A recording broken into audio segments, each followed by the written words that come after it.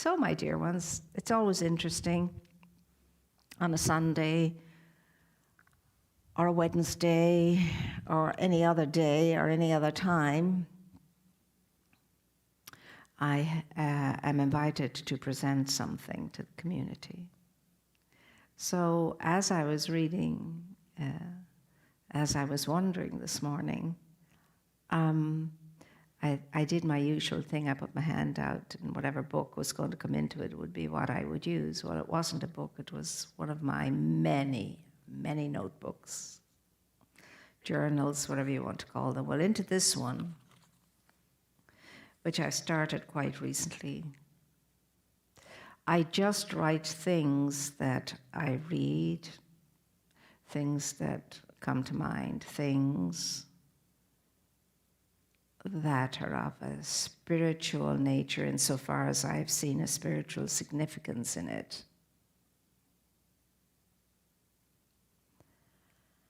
And so the first part is what I will read to begin with.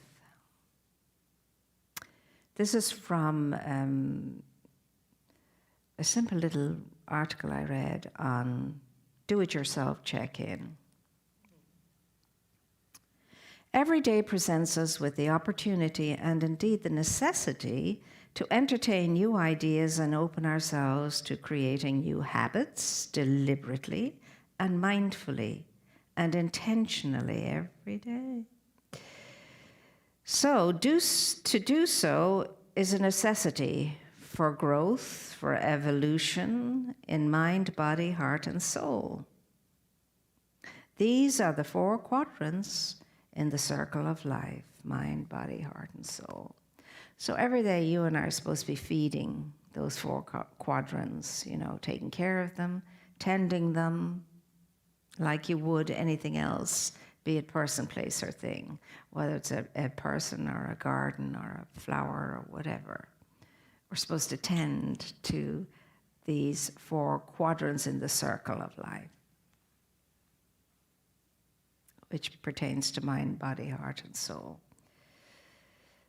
And then I, did whatever I did to endeavor to do that for myself early this morning. And then when I hear something, when I see something, when I read something that jumps out at me, I just jot it down. Little notices for me to remember. They could be little affirmations on a flashcard if you wanted. So I'm going to share some of these with you because I find them very invaluable. And the first one is one of my favorite ones, and it's a simple statement of the Buddha. Siddhartha Gautama was his name. What you think you become. That's 1, 2, 3, 4, 5 words. None of them is a big, hard word to understand. What you think you become. That can be very scary when you recognize some of the stuff that goes on in your mind, when you're awake enough to catch it on. What you think you become. So your life is whatever your life is because of all of your thinking. Now, I know that every one of us could improve our thinking when we know this. Yes, our thinking becomes our experience of life. And thinking leads to perception, leads to how you see things. Thinking leads to an attitude. Your attitude toward life and living, and so on. Oh, we're never going to get away from Shakespeare. Nothing good nor bad, but thinking makes it so. And we're never going to get away from our own thinking. Try as we might to, distract ourselves. Fear an ignorant man more than a dangerous lion. One of the very ancient ones said that. Can't remember whether it was Aristotle or one of those Wonderful minds back then. I'll say it again. Fear an ignorant man, which means person, more than a dangerous lion. Ignorance is not bliss. Ignorance is dangerous. And you and I see this in our lives all the time. We see it in ourselves when we're ignorant of something and we behave as though it was the absolute truth. That's why all of us should be very cautious about sharing our opinions. And especially like they're absolutely true. How I endeavor to avoid that is just to, in conversations, to think about things that are amazing and awesome and lovely. And as St. Paul says, whatever is good and whole and true, think on these things. And if we do, we'll speak on them. Whatever is of beauty and grace, he says. Think on these things. And of course, then we will speak of them. Life is far too precious to be wasted on some niggly thing that takes our peace of mind away from us and sharing that niggly thing that takes peace of mind away from somebody else. Oh, this is hard stuff. It's one simple little sentence, but oh my gosh. The key to the wisdom of life and living is in it, is in it, is in it. Again, what you think, you become. I think there's a whole lot of unbecoming we could all focus on when I read something like this. And then, of course, the ignorant man or woman or anything. Ignorance gets us into an awful lot of trouble, and sometimes we swear by our ignorant opinions like they were the absolute truth. I find a very good answer is, I just don't know. I'm just not sure. I don't think that offends anybody, does it? I don't think so. If you look into your own heart and find nothing wrong there,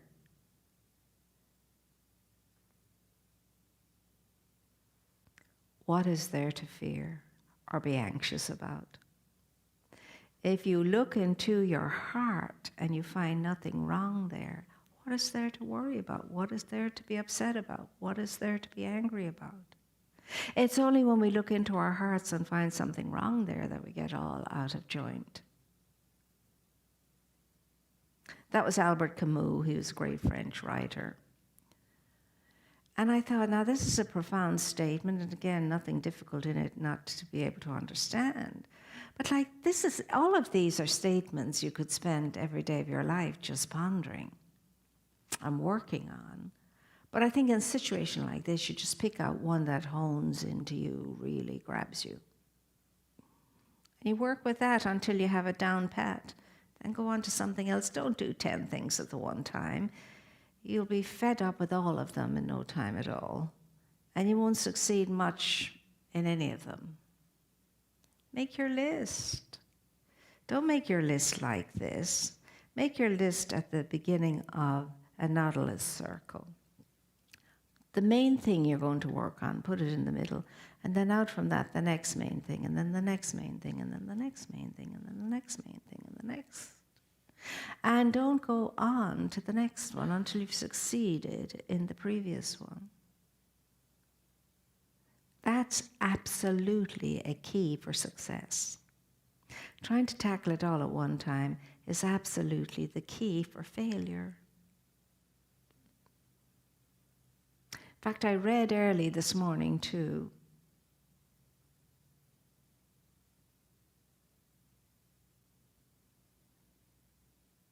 Sometimes you fail, and sometimes you learn from the failure.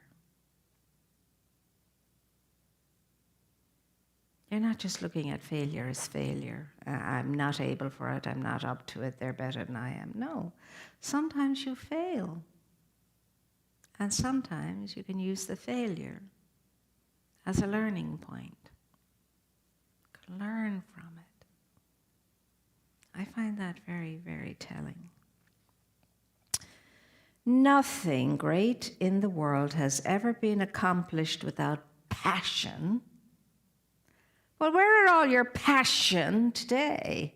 Many of you came in here feeling passionate. That's a rhetorical question. Passion is energy. It's potent energy. And it is passion about something that inspires movement upon it, activity and result, isn't it? I mean, when somebody comes and presents you with a great good idea and you're in a draggy day and you're dragging and you say, oh yeah, that's good, okay. But you're not moved to do anything about it. You think, oh, that's a great idea. And then you just leave it to somebody else to, go with it.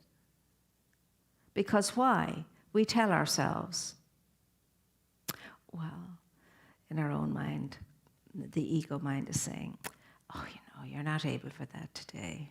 You're too tired. You're too preoccupied. Wait for another time when it's a more opportune time and a more ideal time, and then you can get your wits around that. I'll say it again, as it has been said to me. There is never the perfect time. There is only time.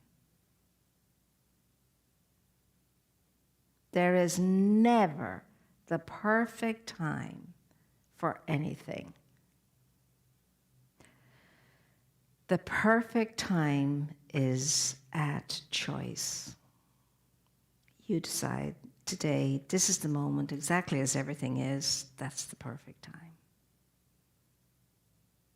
So if I'm weary, I do something to help myself to be a little less weary so that I can bring up the energy. And bringing up the energy is a great motivator because it's passionate. Energy is passionate. And when I have passion and motivation, the odds are I'm going to move on the idea and be actively engaged. You know the old adage, better to have loved and lost than never to have tried at all. Better to attempt and not succeed than not to attempt. I think it was Eleanor Roosevelt who said, what concerns me is if I fail.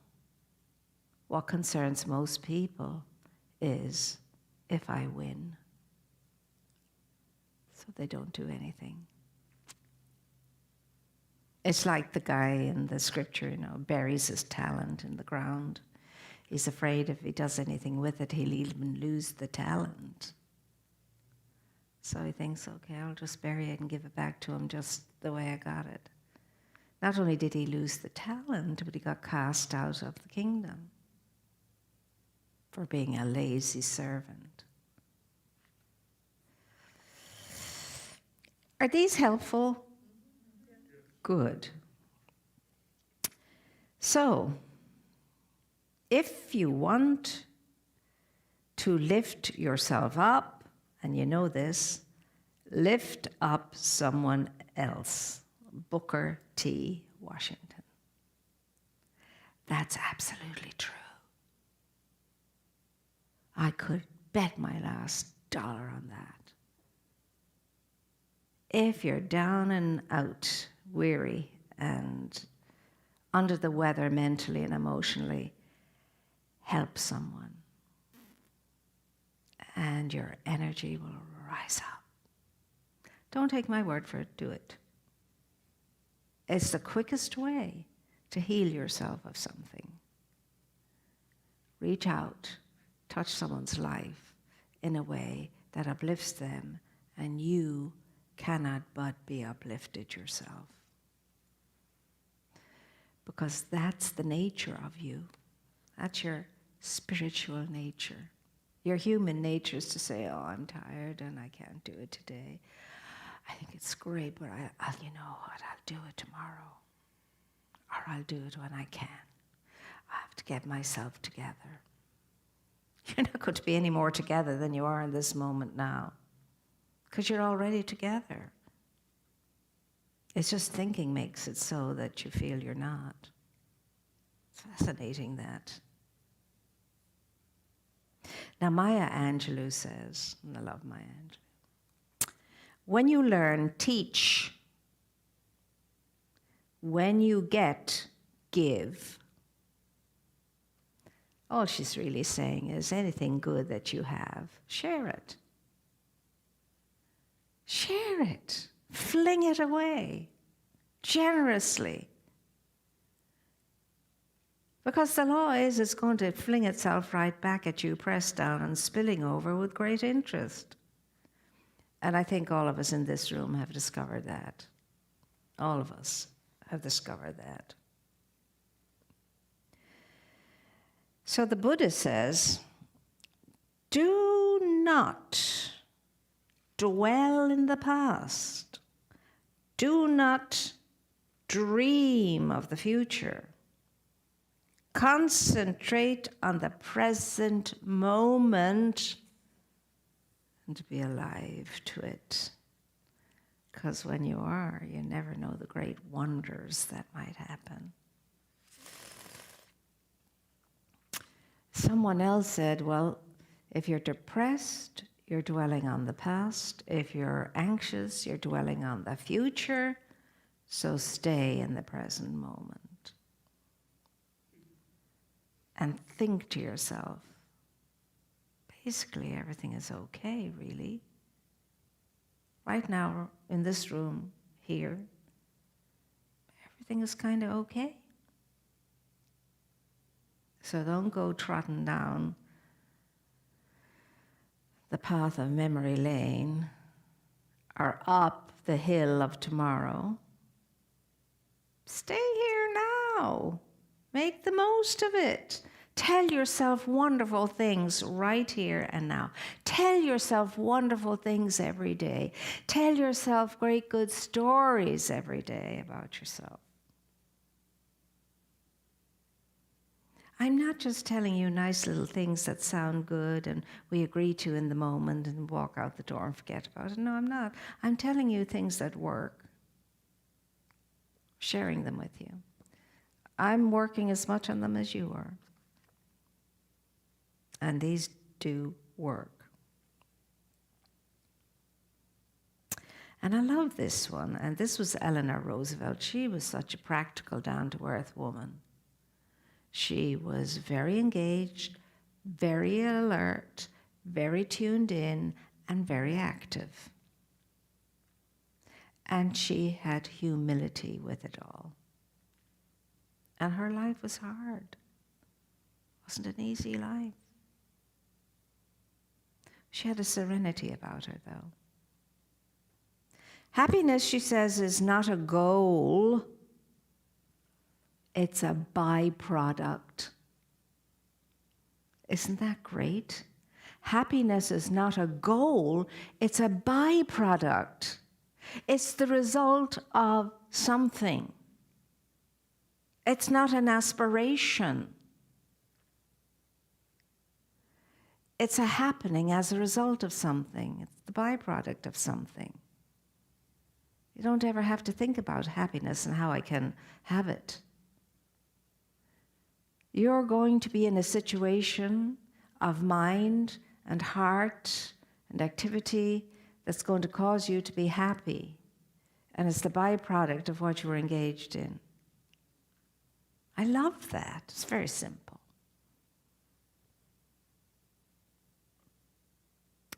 The only place your dream becomes impossible is in your mind.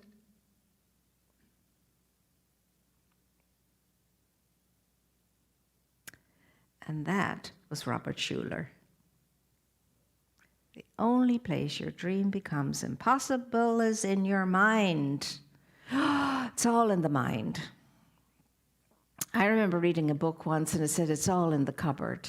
You know, it's about good, food habits. It's all in the cupboard. Well, happiness, joy, fear, the rest of it, it's all in your mind and in mine too.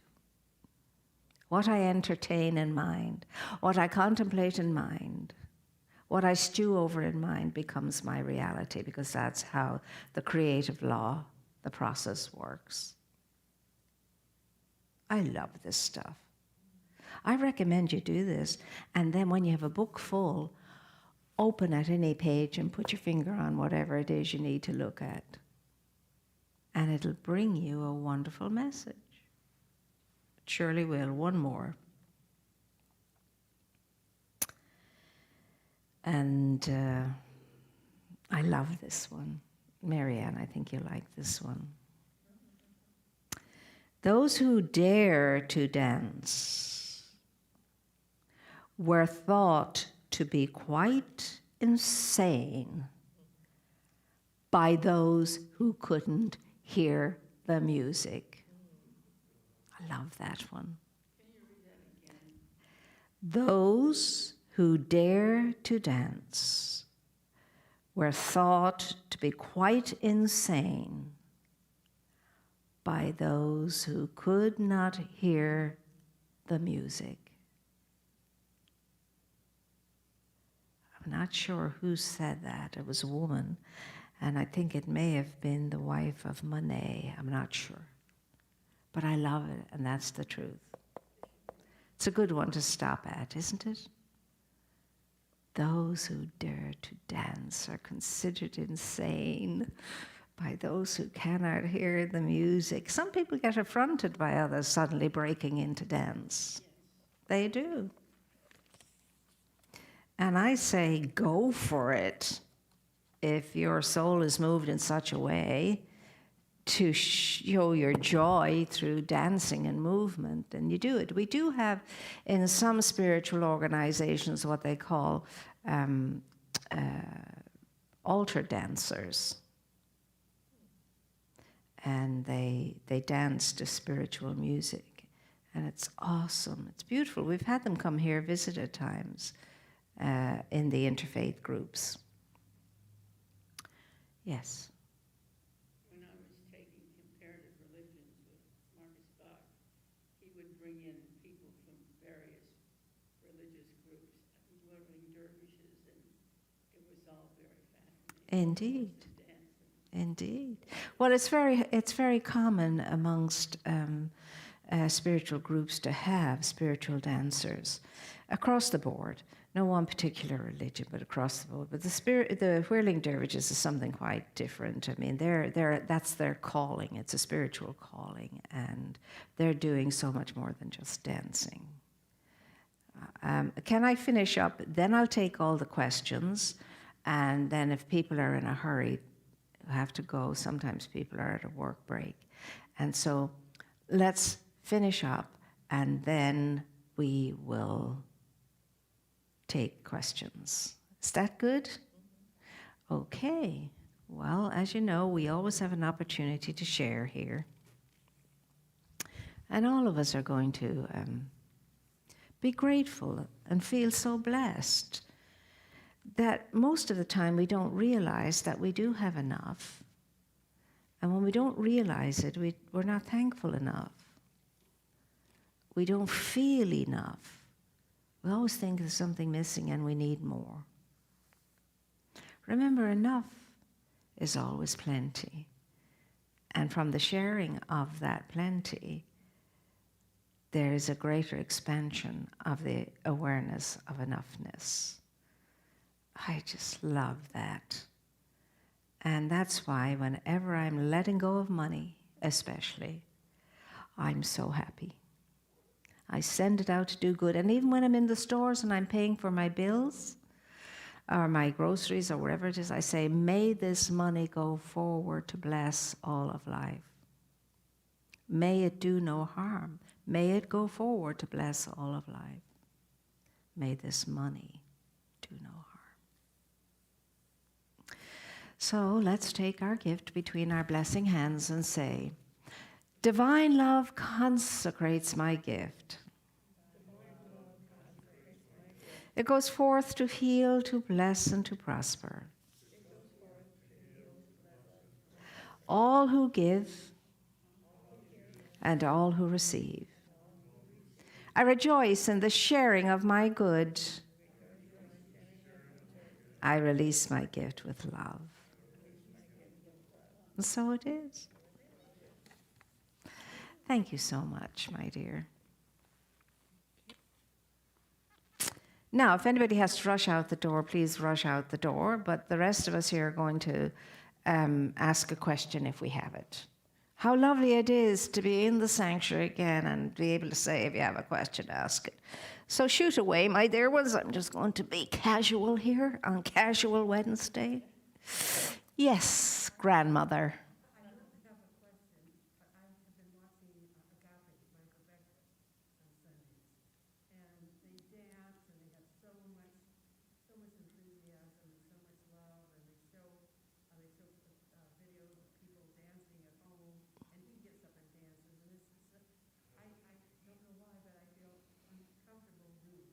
Yeah.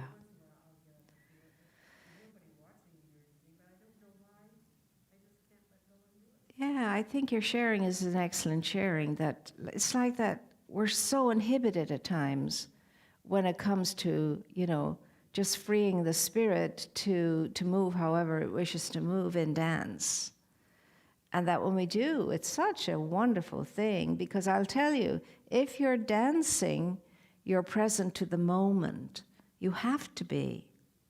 Especially you're gyrating around the place and jig acting and all of that. You have to be present to the moment. But not only are you present to the moment in that regard, but your spirit is light. Your soul wants you to move. Your soul wants you to dance. And so you do. And so there are all kinds of callings. Some people are called to be dancers. Some people are called to be singers. Some people are called to paint. Some people are called to, be gardeners and so on. Everyone has a talent. And it's got to be used or you're frustrated all the time. And I hear people say to me so much, oh, Dr. Moira, there's somebody I know and they give an awful lot of money to cats and dog societies and there are so many children. I'd say, when they're finished, I'd say, that's their calling. Some of us are called to take care of the children. Some of us are called to take care of the animal kingdom. Some of us are called to take care of nature. Some of us are called to take care of whatever. It's their calling. So we can't deny them what they're called to, because it takes every single one of us being called to something different to take care of it all, doesn't it? It does. So I think it's a very good thing. It's better exercise for you to put on some good music at home and just dance around the place because you're enjoying it. When you're doing all the workout stuff and so on and so forth, you're doing it, you're counting, and it's great for you. It's super good for you. But you're not getting as much fun from that, I can guarantee you, as you are dancing. Dancing requires a great deal of energy. And so just let yourself go and move every which way you can and build up your heart rate. By the time you're finished, you should be panting like the dog chasing the stick or the ball. Any other questions or comments? Yes, dear. You don't have to take your mask down. Okay. My father was a retired LAPD detective, and I had a dream last night about him. I had too much chocolate before I went to bed. I had a violent dream that he was working as a police officer. So I just want to bless him right now.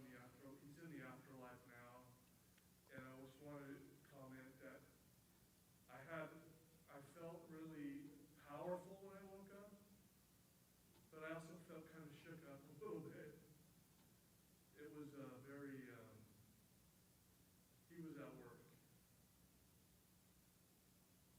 And he was in a violent situation. Yeah. You know, dreams are an interesting phenomenon. With little exception, dreams are about yourself. And every person in your dream is some characteristic of you. Now, that's one school of thought. And I'm just sharing, it's a school of thought. Because let me tell you, nobody can say for certain sure what's going on in somebody else's dream, for less their own. But whatever your dream is, it's a wonderful thing to bless the person that you're dreaming about, one way or another.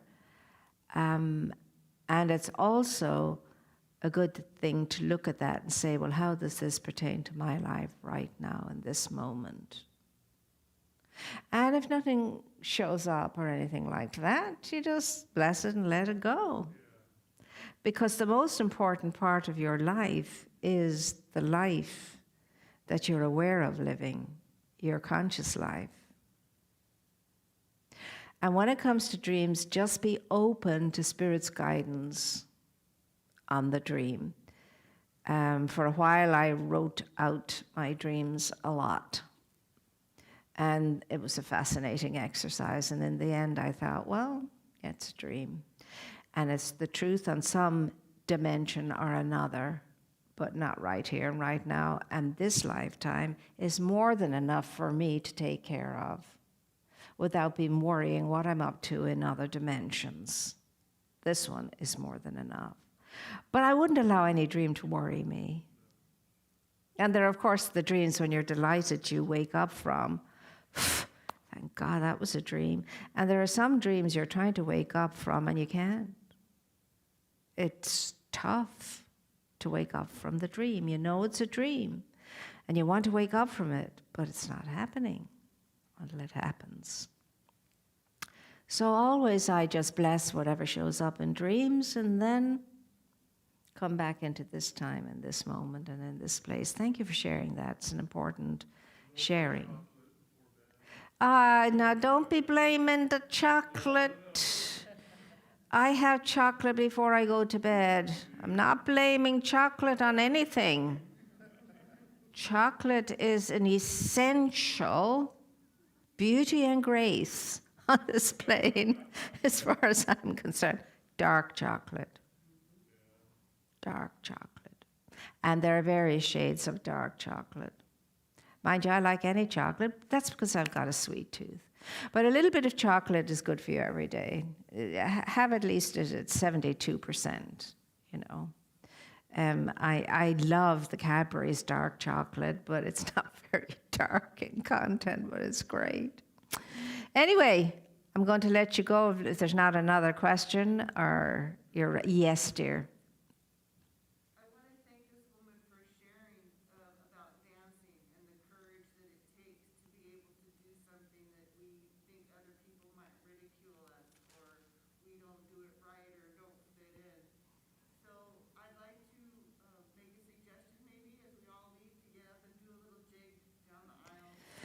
I'm quite happy. Those of you who would like to do a little jig down the aisle, go jigging away, absolutely. Because let me tell you, your body is for movement. Your body needs movement. It wants to move.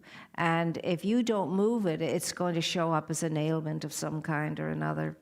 It just needs to move. And the reason why it does that is it's trying to take care of you. It's trying to tell you, look, you have this ability, use it for heaven's sake. Because if you don't use it, what do? You lose it. And why wouldn't we? I mean, a bit of exercise never does anybody any harm. So let's stand up first and foremostly where we are and just shake a little bit, you know? Just throw your hands away. Throw your hands away. Okay. Now just step your feet a bit. Get your feet going a little bit. Get your feet going. Listen to the beat and the city. Sidework where the blue nights are pretty. Okay, now let's do it. Let's dance out of here, and I will see you next time. Looking forward to seeing you on Sunday, and tune in to whatever it is that's going on. Tune in, tune in, tune in. All right. There you go. Thank you, sweetheart. We're glad that you reminded